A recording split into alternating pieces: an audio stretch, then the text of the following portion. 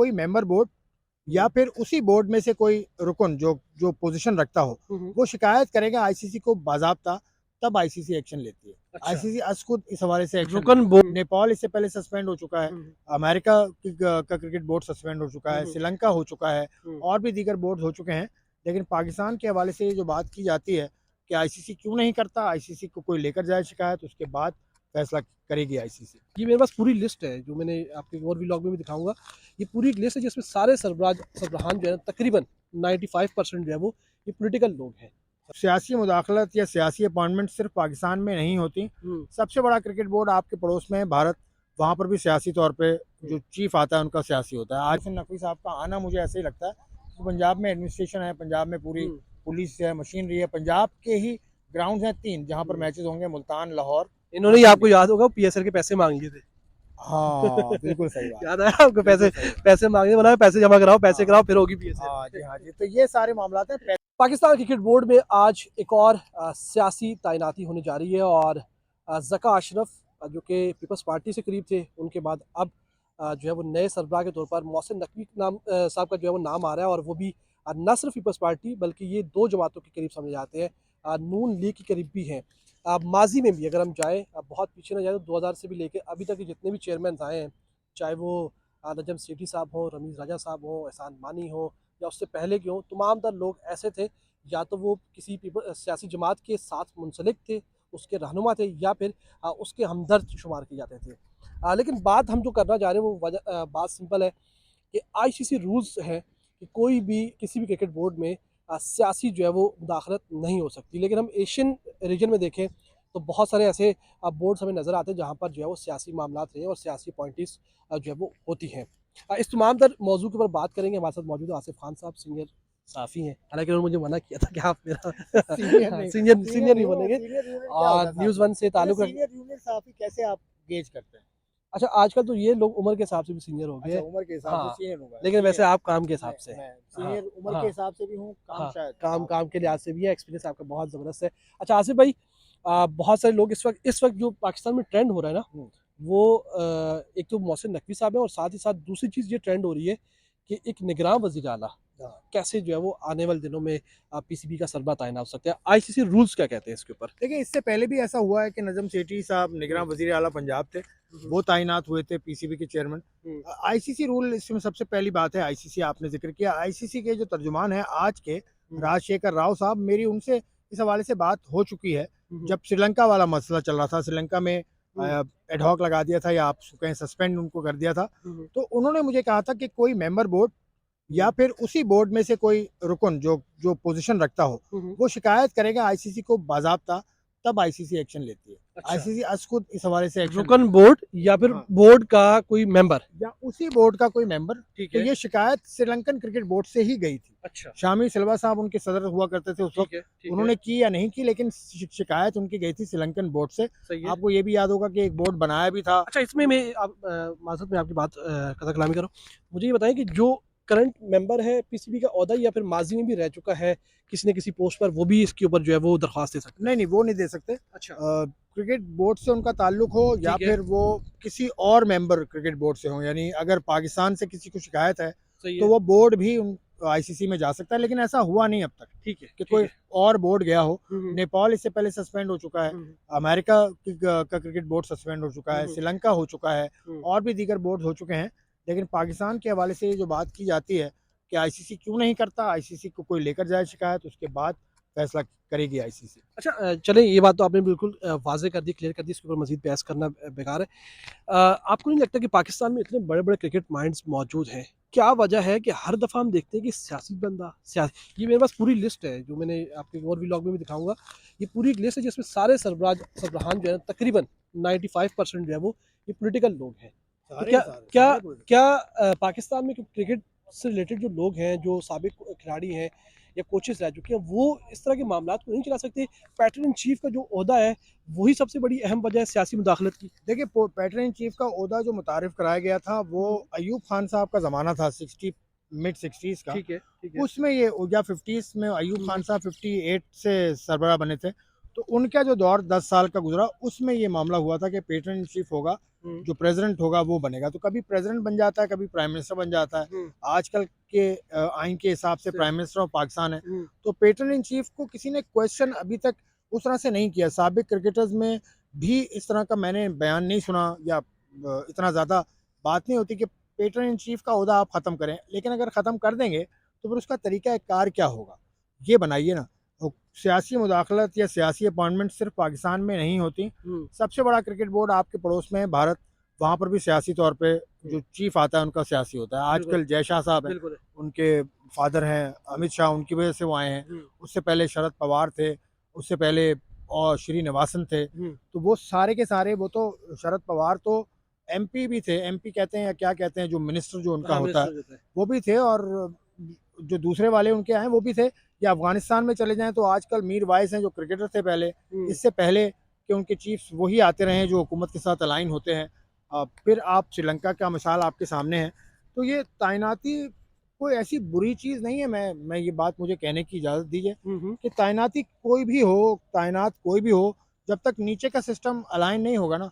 India की cricket क्यों आगे जा रही है कि जो भी सरबराह आता है उनका, उससे नीचे का जो रणजी ट्रॉफी का सिस्टम है या जितने भी उनके यहाँ खेलती हैं टीम्स, उनको उसने टच नहीं किया।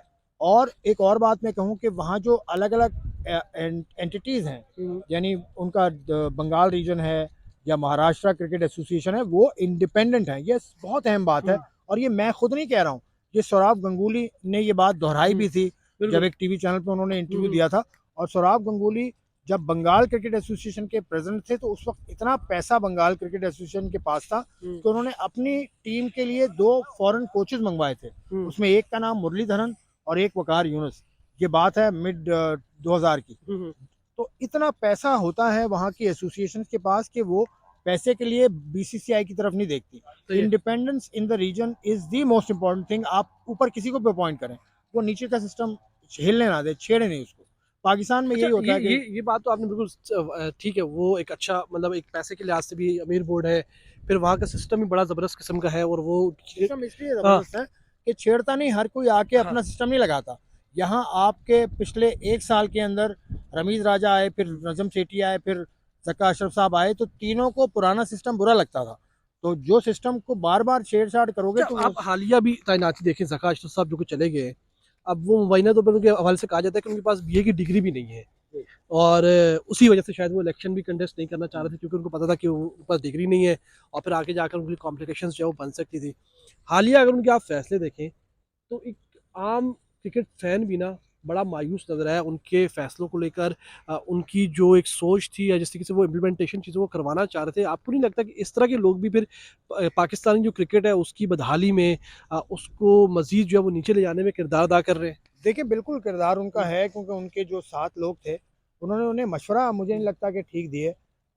मशवरा उसी को मिलता है जिसको खुद कुछ ना आता हो। जो सुनना चाहता हूँ मशवरा, खास बात। मैं मीडिया डिपार्टमेंट से हमारा ताल्लुक है, मीडिया से हमारा ताल्लुक है, तो मीडिया डिपार्टमेंट से हमारी रोज़ की बुनियाद पे बातचीत आपकी भी होती है, मैं भी कोशिश करता हूँ करें।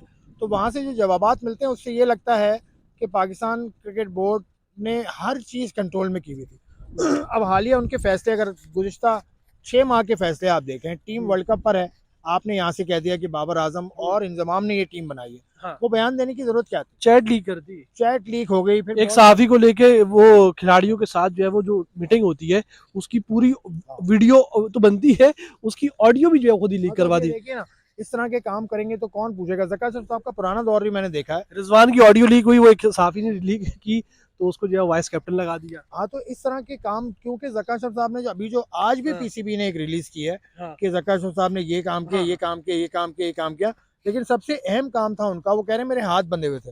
आपके हाथ बंधे में नहीं थे, आपको रिस्ट्रिक्ट किया गया था। 2-3 बार ऑर्डर्स आए, सुप्रीम लाहौर हाई कोर्ट से भी ऑर्डर आया। उसके अलावा आईपीसी मिनिस्ट्री ने 2-3 बार नोटिस लिया और कहा कि भाई आपने जो काम आपको दिया है वो करें। आखिरी ऑर्डर जो आया है वो आया है 22 दिसंबर को, और वो आया है लाहौर हाई कोर्ट का की जजमेंट है।